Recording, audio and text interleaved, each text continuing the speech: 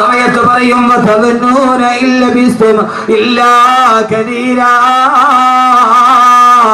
ആരുടെ മണ്ണിൽ കൊണ്ടുപോയി നമ്മളെ വെച്ചിട്ട് അതിന്റെ ഉള്ളിൽ മണ്ണ് മാറിയിട്ട് എല്ലാവരും തിരിച്ചുപോയി.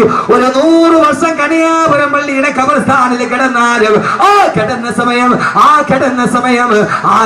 സമയം ഒരു സെക്കൻഡ് പോലെ കഴിഞ്ഞു പോകുന്നവർ നാളെ പരലോകത്തത് പറഞ്ഞുകൊണ്ട് സ്വർഗത്തിന്റെ അടിയിലേക്ക് നടന്നു പോകുന്നവർ അല്ലാഹുവേ അല്ലാഹുവേ അല്ലാഹുവേ ഞങ്ങളെ നീ എതിരെപ്പെടുത്തണേ അല്ലാ. സഹോദരങ്ങളെ, ചിന്തിക്കാത്തതെന്താ? ആ മരണം അടുത്തു വരുമ്പോ ചിന്തിക്കാത്തതെന്താ? അങ്ങനെ ഒരാളായി നമ്മളെ സ്വീകരിക്കാൻ അല്ലാഹുവേ നീ ഞങ്ങൾക്ക് തൗഫീഖ് നൽകണേ തമ്പുരാനെ, തൗഫീഖ് നൽകണേ തമ്പുരാനെ. കഴിഞ്ഞ ദിവസം പെരിന്തൽമണ്ണയിൽ തേലക്കാടടുത്ത് അപകടം നടന്നു. ആ അപകടം നടക്കുന്ന സമയത്ത് ഞാൻ കണ്ണൂരേക്ക് യാത്ര ചെയ്യുകയാണ്. തേലക്കാടുള്ള പ്രവർത്തകരെന്റെ ഫോണിൽ വിളിച്ചിട്ട് പറഞ്ഞു, ഉസ്താദേ ജുമാ നമസ്കാരം കഴിഞ്ഞിട്ട് ഞാൻ കണ്ണൂരേക്കുള്ള യാത്രയിലാണ്. ഉസ്താദേ തേലക്കാട് അപകടം നടന്ന സ്ഥലമേടെന്നറിയോ? 13 പെൺകുട്ടികളും ആൺകുട്ടികളും പിടഞ്ഞു മരിച്ച മിനിങ്ങാനത്തെ അപകടമില്ലേ? വെള്ളിയാഴ്ചയിൽ അപകടം നടന്ന സ്ഥലത്ത് 3 മാസം മുമ്പ് ഞാനിവിടെ പ്രസംഗിച്ചതാണ്. ആ പ്രസംഗിച്ച ഗ്രൗണ്ടിന്റെ മുമ്പിലാണ് വണ്ടി പോയി തലകീടായി മറിയുന്നത്. അവിടെ വെച്ചിട്ട് ഞാൻ ചോദിച്ചതാണ്, ഈ മണ്ണിൽ നിന്ന് മരിച്ചു വീടില്ലെന്ന് ആർക്കാ ഉറപ്പുള്ളത്? സഹോദരങ്ങളെ, മിനി ബസ് പാഞ്ഞു വരുമ്പോ അത് 2 സുഹൃത്തിനെ വിളിച്ചിട്ട് പറഞ്ഞു, ഉസ്താദേ സുബഹ നമസ്കാരം കഴിഞ്ഞിറങ്ങുമ്പോ പാഞ്ഞു വന്ന മിനി ബസ് മരത്തിലേക്ക് വന്നിടിച്ചിട്ട് തകർന്നു പോയി. ആളുകളെല്ലാവരും കൂടി ഓടി വരുമ്പോ മനുഷ്യരെ പുറത്തെടുക്കാൻ കഴിയുന്നില്ല. തൊട്ടടുത്ത് ജോലി ചെയ്ത 2 JCB വിളിച്ചു കൊണ്ടുവന്നിട്ട് തകിട് മുഴുവനും പുറത്തെടുക്കുമ്പോ അതിന്റെ ഉള്ളിൽ കിടന്നിട്ട് 15 വയസ്സുള്ള പൊന്നുമോള് നിലവിളിക്കുകയാണ്. കയ്യിൽ പിടിച്ചു വലിച്ചെടുക്കാൻ പറ്റുന്നില്ല. അവളുടെ അരക്കത്തിന് താഴ്ഭാഗത്തേക്ക് ബസിന്റെ ഉള്ളിൽ അവശിഷ്ടത്തിന് കുടുങ്ങിക്കിടക്കുകയാ. അവള് കിടന്ന് നിലവിളിച്ചു 3/4 മണിക്കൂറോളം 10,000 ഓടിക്കൂടിയിട്ട് ധരിച്ചു നിൽക്കാനല്ലാതെ രക്ഷിക്കണേന്ന് നിലവിളിക്കുമ്പോ ഒരു സുന്ദരി പെൺകുട്ടി നിലവിളിക്കുമ്പോ പിടിച്ചു കയറ്റാൻ കഴിയാതെ JCB വന്നിട്ട് തകിടങ്ങട് മാറ്റിയിട്ട് വലിച്ചെടുക്കുമ്പോ ഉസ്താദേ കയ്യിൽ പിടിച്ചു വലിച്ചെടുക്കുമ്പോ അവളുടെ നിലവിളി അവസാനിച്ചിരുന്നു. വലിച്ചെടുത്തപ്പോ അവളുടെ അരയ്ക്ക് മുകളിലോട്ടുള്ള ഭാഗമാണ് വന്നത്, അതിനപ്പുറത്തേക്കുള്ള ഭാഗമില്ല. ബസിന്റെ തകിടിന്റെ ഉള്ളിൽ പെട്ടിട്ട് അരയുടെ ഭാഗത്ത് വെച്ചിട്ട് 2ആയിട്ട് മുറിഞ്ഞു പോയ 15 വയസ്സുള്ള പൊന്നുമോളുടെ 3/4 മണിക്കൂർ മുമ്പ് സ്വപ്നം കണ്ട് നടന്നു പോയവേ അവൾ അതിന്റെ ഇടയിൽ 2 കഷണമായിട്ട് ചിതറിത്തെറിക്കുമ്പോ എന്തേ സഹോദരങ്ങളെ, പൊട്ടിച്ചിരിച്ചും കൊണ്ടു നീ നടക്കുന്നു. കബറിൽ കടയിൽ കഫൻ തുണി നിന്നെയും നോക്കുന്നു. ആ ബസ്സിലിരുന്നിട്ട് പാരൽ കോളേജിലേക്ക് പോയ കോളേജ് വിദ്യാർത്ഥിനികളാ സീറ്റിലിരുന്നിട്ട് ആടിയും പാടിയും ചിരിച്ചുകൊണ്ട് നടന്നു പോകുമ്പോ പൊട്ടിച്ചിരിച്ചും കൊണ്ട് നീ നടക്കുന്നു. കടയിൽ കഫൻ തുണി നിന്നെയും നോക്കുന്നു. പൊട്ടിച്ചിരിച്ചുകൊണ്ട് നടന്നു പോകുമ്പോ അടുത്ത കടയിലിരുന്നിട്ട് കഫൻ തുണി നിന്നെ നോക്കി ചിരിക്കുകയാണ്. ചാടിക്കളിക്കുന്ന ആടുമെന്തറിയുന്നു പൊന്നുമോനെ, കൈ ഈ കുറ്റിയിൽ കെട്ടിയിട്ട് ആട്ടുംകുട്ടി കിടന്നിട്ട് ചാടുകയാണ്. ആട്ടുംകുട്ടിക്ക് അറിയില്ലല്ലോ അറക്കാരുള്ള അറവുകാരൻ മറുഭാഗത്ത് കത്തിക്ക് മിനിസം കൂട്ടുന്നുണ്ട്. ഇങ്ങനെ ഒരു ആട്ടുംകുട്ടിയല്ലേ നീ? ആ മറുഭാഗത്ത് അറവുകാരൻ കത്തിക്ക് മൂർച്ച കൂട്ടുമ്പോ അറിയാതെ ആടിച്ചു നിൽക്കുന്ന ആട്ടുംകുട്ടിയെ പോലെ ഈ ദുനിയാവിൽ ജീവിക്കുമ്പോ ഈ ദുനിയാവിലെ ഏറ്റവും ഒരു ആഗ്രഹം എന്തായിരിക്കണം? ഞാൻ പറയുന്നു, മറ്റൊരാഗ്രഹം ഉണ്ടാവരുത്. ഭാര്യയും മക്കളുമല്ല, പരലോകത്ത് കുടിമാടത്ത് നിന്ന് എഴുന്നേറ്റ് നിൽക്കുമ്പോ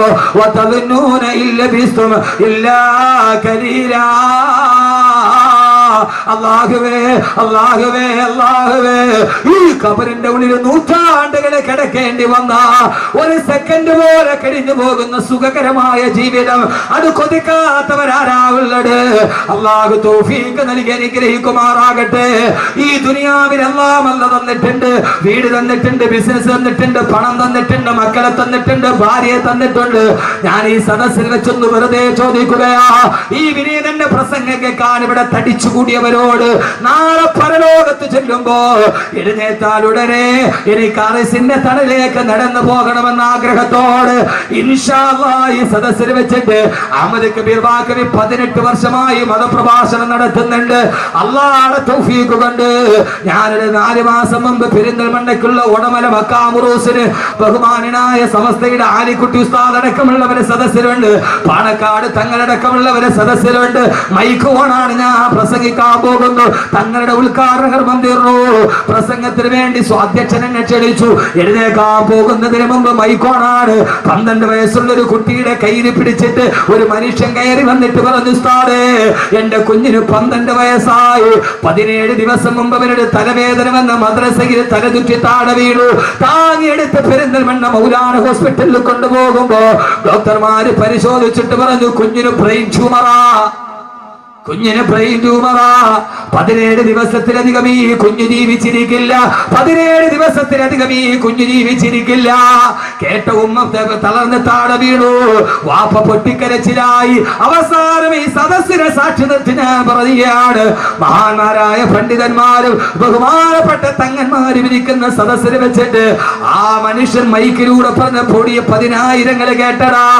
അവിടെ വെച്ച് അദ്ദേഹം ഭാര്യയും ഭർത്താവും കൂടി ഈ തളർന്ന കിടക്കുന്ന മകന്റെ തലയിൽ കൈവച്ചിട്ട് പറഞ്ഞു, ഇൻഷാ അല്ലാഹ് ബാക്കവി ഉസ്താദ് അടുത്ത സദസ്സിൽ വരുമ്പോ അവിടേക്കൊരു സദക്ക് നെയ്യത്താക്കുകയാ. ഈ മകന് അസുഖമെന്ന് ശിവയാകാൻ. സഹോദരങ്ങളെ, ആ സദസ്സിൽ വെച്ച് പറഞ്ഞു, ഉസ്താദേ മരണം കാത്ത് 17 ദിവസത്തെ ആയുസ് പറഞ്ഞ മോന് 13ാമത്തെ ദിവസം വെന്റിലേറ്ററിൽ നിന്ന് ബോധം തെളിഞ്ഞു. അൽഹംദുലില്ലാഹ് 3 മാസം കഴിഞ്ഞൊരു പ്രശ്നവുമില്ല. പൈസ ഉസ്താദിന്റെ കയ്യിലൊന്ന് ഏൽപ്പിക്കാൻ വേണ്ടി വന്നതാന്ന് പറഞ്ഞ് ആ സദസ്സിൽ നിന്നൊരു സംഖ്യ എന്റെ കയ്യിൽ ഏൽപ്പിച്ചിട്ട് ഏതാണ്ട് 30,000-ത്തിലധികം ആളുകൾ ഞാൻ മഹിഷറ എവിടെയാണെന്ന് പറയുന്നതിന് മുമ്പ്, ജീവിതം തുടങ്ങുന്നത് എവിടെയാണ്, ഭൂമിയിലാണോ ആകാശത്താണോ, ആദ്യം വരുന്നത് എവിടെയാണ് പറയുന്നതിന് മുമ്പ് ഈ തിങ്ങിക്കൂടിയ സദസ്സിന്റെ മുമ്പ് ഒരു ടെസ്റ്റ് ആയിട്ട് ഞാൻ ചോദിക്കുകയാ. ഇൻഷാ അല്ലാഹ് 30,000-ത്തിലധികം ആളുകൾ ഈ സദക്കയിൽ പങ്കെടുത്തിട്ടുണ്ട്. മാരകമായ ക്യാൻസർ വന്നിട്ട് ആമാശയം പഴുത്തു മാറിയിട്ട് അവസാനം ഡോക്ടർമാര് തള്ളിയ ഭാര്യയും ഭർത്താവും പോലും ഹജ്ജ് കഴിഞ്ഞിട്ട് തിരിച്ചു വന്നത് ഈ സദക്കയുടെ ബറക്കത്ത് കൊണ്ടാ. കാരണം എന്താ, ബാക്കവി ഇവിടെ വന്ന് പറഞ്ഞിട്ട് നാളെ ഞാൻ മലപ്പുറം ജില്ലയിൽ, നാളെ ഞാൻ കരുനാഗപ്പള്ളിക്കടുത്ത് ക്ലാപ്പനയിലാണ്. ഈ കണിയാപുരത്ത് കിടന്ന് നിങ്ങൾ ഉറങ്ങിയാലും 10,000 നിങ്ങൾക്ക് വേണ്ടി ആമീൻ പറയും. എത്ര ആളുകളാ കഴിഞ്ഞ ആലുവയിലെ വാർഷിക പ്രഭാഷണത്തിൽ 1,00,000 യാസീൻ ഓതിയിട്ട് ദുആ ചെയ്തപ്പോ അല്ലാഹുവേ എന്റെ സദസ്സിൽ പല നിയ്യത്തുകൾ വെച്ചിട്ട് നേർച്ചയാക്കിയ ആരൊക്കെയുണ്ടോ അവരെ ഹലാലായ മുറാദുകളെ ഹാസിലാക്കണമെന്ന് പറഞ്ഞപ്പോ കേരളത്തിന്റെ അകത്തും പുറത്തുമുള്ള ലക്ഷക്കണക്കിന് ആളുകൾ ആമീൻ പറഞ്ഞ സദസ്സ്, അതിന്റെ ബറക്കത്ത് കൊണ്ടാണ് ഈ കാര്യങ്ങൾ നടക്കുന്നത്. ഇൻഷാ അല്ലാഹ് ഈ സദസ്സിൽ നിന്ന് ആരെങ്കിലും ഉസ്താദേ ഈ സദസ്സിന്റെ തുടക്കക്കാരനായി വാഫി കോഴ്സ് പഠിപ്പിക്കാൻ, ഈ കരിങ്കലിനെ കരയിപ്പിച്ച വിജ്ഞാനം പഠിപ്പിക്കാൻ, അടുത്ത കുട്ടികൾക്ക് കിടക്കണമെങ്കിൽ, അവർക്ക് ദറസ് പഠിക്കണമെങ്കിൽ, അവർക്ക് ഖുർആൻ ഓതണമെങ്കിൽ ഒരു വലിയ കെട്ടിടം കൂടി സ്ഥാപിക്കേണ്ടതുണ്ട്.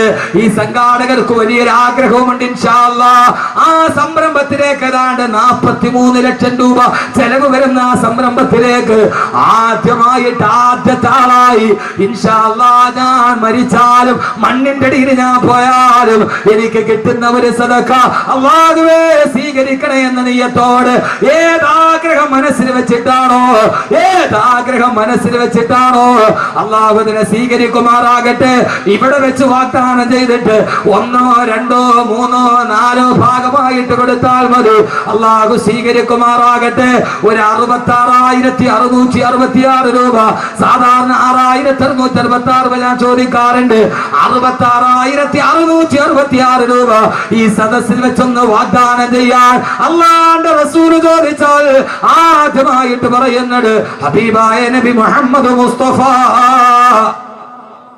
ഹബീബായ നബി മുഹമ്മദ് മുസ്തഫ, ഹബീബായ നബി മുഹമ്മദ് മുസ്തഫ സല്ലല്ലാഹു അലൈഹി വസല്ലം ചോദിച്ചാൽ ആദ്യമായിട്ട് ഒരാൾ പറയും അനയാ റസൂലുള്ളാഹ്, ഞാൻ തരാ നബിയേ, ഞാൻ തരാ നബിയേ.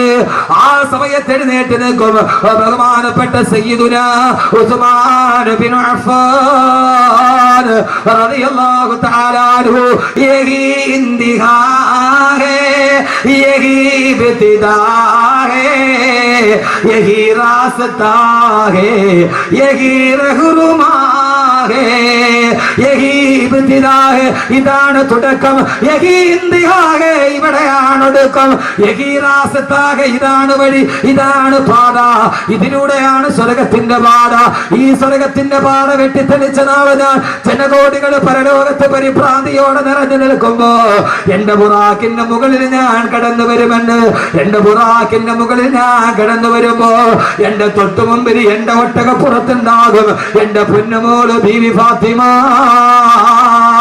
അല്ലാഹുവിന്റെ റസൂൽ പറയുകയാ എന്റെ തൊട്ടു മുമ്പിൽ എന്റെ ഒട്ടകപ്പുറത്ത് എന്റെ കരളിന്റെ കഷണമേ ഫാത്തിമ എന്റെ ജീവിതത്തിന്റെ വാത്സല്യമേ ഫാത്തിമ എന്റെ പൊന്നുമോള് ഫാത്തിമ ഉണ്ടാകും എന്റെ വലതു ഭാഗത്ത് അബൂബക്കർ ഉണ്ടാവും എന്റെ ഇടതു ഭാഗത്ത് ഉമർ ഉണ്ടാവും എന്റെ തൊട്ടുപുറകിലതാ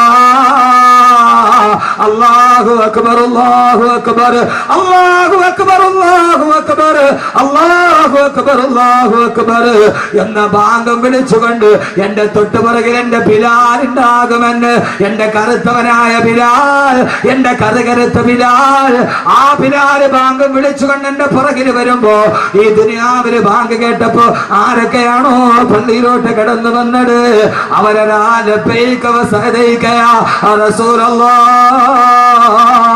എന്നും പറഞ്ഞുകൊണ്ട് അവര് ബിലാലിന്റെ തൊട്ട് പുറകിൽ വന്ന് ഒരുമിച്ച് കൂടുമെന്ന് ഹബീബായ നബി മുഹമ്മദ് മുസ്തഫ വേണ്ടേ ചെറുപ്പക്കാരാ പച്ച വ്യഭിചാരം പഠിപ്പിച്ച മെസ്സിയുടെ താരാരാധന നടത്തിയ മോഹൻലാൽ മമ്മൂട്ടി ഫാൻസ് അസോസിയേഷൻ പ്രകടിപ്പിച്ച എന്റെ പ്രിയപ്പെട്ട ചെറുപ്പക്കാരാ